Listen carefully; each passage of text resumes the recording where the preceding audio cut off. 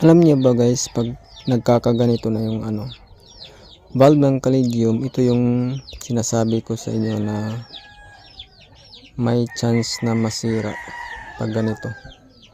Inaprot ko to, valve pala to ni Red Lipstick, big size na din to. Bali, kailangan talaga natin siyang linisan bago ilagay ulit, rescue.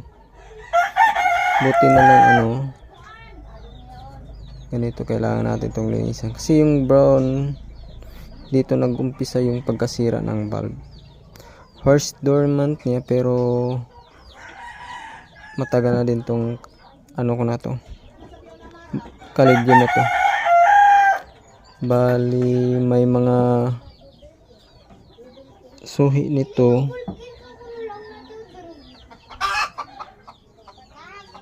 Ito yung suhi niya ngayon. Ngayon palang makuna ng suhi. Ay, bali, dalawa ng pangalawang suhi niya. King inang manok, kaingay. Ito, linisan ko muna to guys.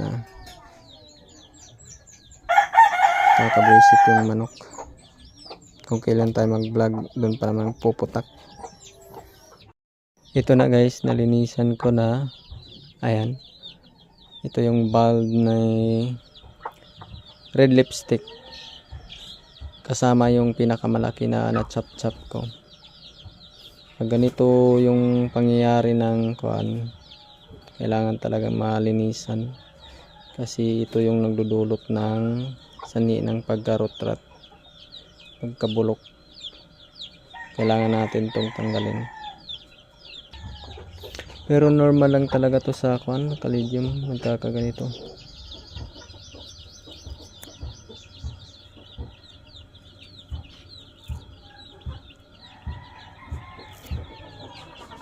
Minsan man nakakainis, pero that's the reality.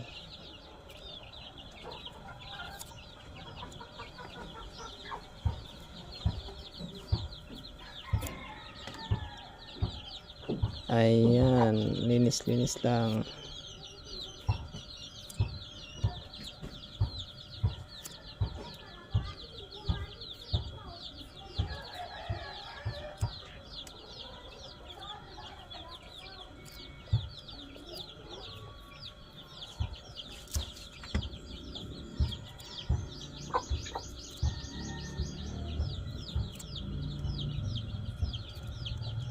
Kunti lang nabawas